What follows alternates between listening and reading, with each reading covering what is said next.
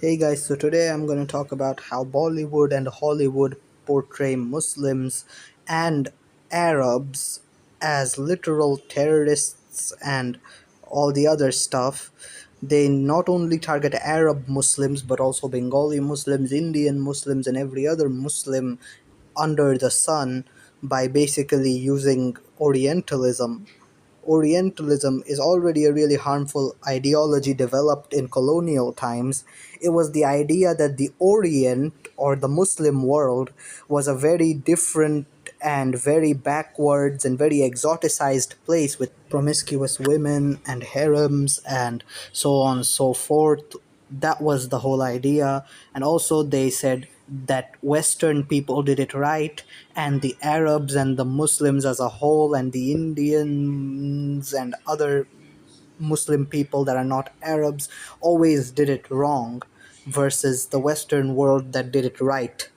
And you may be like, India is not a Muslim country anymore. Well, it was back then. The colonizers, basically the British, thought that they could bring civilization to the savages. Like, I mean, we are not savages to begin with. We have our own civilizations. We had our own civilizations that were thriving before colonial times, honestly. They just thought we were barbarians and they could civilize us, quote unquote. I don't like that framing at all. And what is worse is that in modern times, this also exists where the Arabs and the Muslims as a whole are seen as other versus the West, which is seen as superior. What is worse is that Orientalism didn't die with the British Empire or the French Empire or any other empire. Orientalism just evolved into overt criticism and caricature making like they did to Jews back in the day. They're doing similar stuff to Muslims today by making us look cartoonishly evil or weird faced or scary in the broad sense.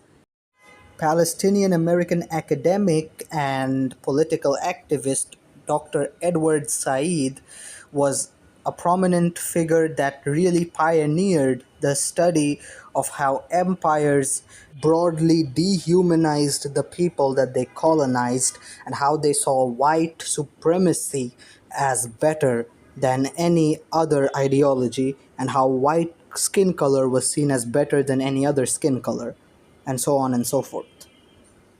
I could go on for ages, but the basic summary is that after 9/11, or ever since then, and even before then, there has always been this whole new wave of Orientalism and hate against Muslims, but this has always existed ever since colonial times. It's not a new thing. We just need to basically reject all of that 9/11 and all of that weird sexualized stuff that they prescribe onto us. We need to reject all of that and we need to move on as Muslims and make an impact on the West by showing them how good we can actually be and how civilized we actually are.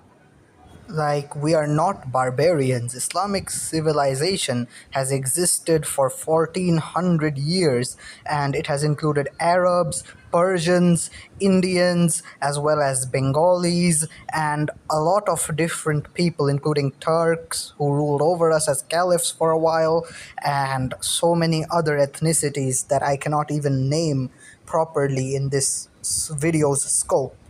But basically, we had a broad civilization. We preserved the Greek works and the Roman works. We preserved them in Arabic, and we also had a huge influence on math and the founding of algebra, which comes from the Arabic word al-jabr, and so on and so forth.